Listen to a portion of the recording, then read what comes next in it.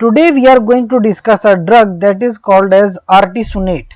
तो आर्टिसुनेट का basically doses form क्या है, इसके यूजेस, क्लिनिकल यूजेस यानी कौन सी बीमारी में इस्तेमाल की जाती है, आईवी प्रिपरेशन यानी अगर इंजेक्टेबल फॉर्म में आती है तो किस तरह से प्रिपेयर करते हैं, किस तरह से एडमिनिस्टर करते हैं किसी पेशेंट्स को, और क्या क्या साइड इफ़ेक्ट्स आप एक्सपेक्ट कर सकते हैं, इन तमाम चीज़ों के बारे में इस वीडियो में बात करेंगे। लिहाजा इस वीडियो को एंड तक देखिए, हमारे साथ बने रहिए और चैनल को लाइक करना और सब्सक्राइब करना ना भूलें। स्टार्टिंग विद द ब्रांड्स, अगर आप मार्केट में जाते हैं आर्टिसुनेट का देखने तो सबसे पहले तो आपको इंजेक्शन मिलती है। आर्टिसुनेट की अपने ही नाम से आते हैं ऑसनेट, अभी इंजेक्शंस हैं, इंडिया पाकिस्तान में अवेलेबल हैं। इसके अलावा आर्टिवेल 120, ये भी इसका एक अलग ब्रांड है, इंडिया पाकिस्तान में अवेलेबल है। तो यानी जब आप ये ड्रग किसी मार्केट में किसी फार्मेसी पे जाते हैं तो इस ब्रांड से आपको ये ड्रग अवेलेबल है। फिर मैं आप बताऊं इसकी डोजेज फॉर्म, देखें ये ड्रग आती है इंजेक्शन की फॉर्म में, लेकिन इंजेक्शन भी लाइफोलाइज्ड पाउडर है। लाइफोलाइज्ड पाउडर का मतलब क्या है कि इंजेक्शन के साथ आपको छोटी सी एक पानी की शीशी मिलती है जो कि 5 ml या 10 ml की होती है। तो आप क्या करते हैं, जो ड्रग है वो इंजेक्शन में लेकर अपनी उस वाटर की जो आपके पास छोटी सी शीशी है उसमें रिकंस्टिट्यूट करते हैं, यानी उसमें आप पानी डालते हैं और फिर से आप इसको इंजेक्शन की फॉर्म में लेके आते हैं। फिर एक क्लिनिकल यूज कि आप इस ड्रग को किस चीज के लिए इस्तेमाल करते हैं, तो आर्टिसुनेट स्पेसिफिकली एक बीमारी है malaria.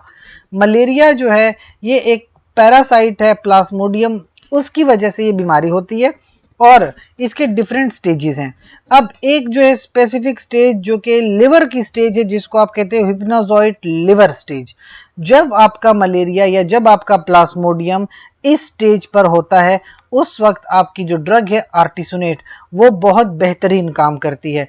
Even severe kind of malaria के ट्रीटमेंट में भी इस्तेमाल की जा सकती है। और स्पेसिफिकली जो आपका एंटी मलेरियल रिजीम है, जो भी डॉक्टर ने आपको प्रेस्क्रिप्शन दी है उसमें मुख्तलिफ तरह की ड्रग्स होती है, जैसे आर्टिमिथर हो सकती है, लुमीफेंट्रिन हो सकती है, इसके अलावा और बहुत सारी ड्रग्स हो सकती हैं। लिहाजा आपकी ये जो ड्रग है आप अपनी पूरी रिजीम को कंटिन्यू रखेंगे, इसके साथ साथ आर्टिसुनेट का भी इस्तेमाल करेंगे। अच्छा, जो इसकी डोज है जो मलेरिया में इस्तेमाल की जाती है वो पर केजी बॉडी वेट के हिसाब से इस्तेमाल की जाती है। यानी आप देखते हैं कि किसी बच्चे को मलेरिया है, किसी बूढ़े को मलेरिया है या दरमियानी एज के बंदे को है, तो जो उसका बॉडी वेट होगा उसके बॉडी वेट के हिसाब से 2.4 mg आप इस ड्रग का इस्तेमाल करते हैं।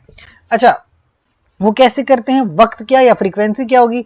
एक तो जीरो टाइम पे आप लगाते हैं, यानी कि अभी आपने लगाई तो वो जीरो टाइम हो गया। इस वक्त के बाद 12 घंटे का वक्फा देंगे और फिर 24 घंटे का वक्फा देंगे। तो यानी कि आप इस तरह से वक्फे वक्फे से इस ड्रग को एडमिनिस्टर करते हैं।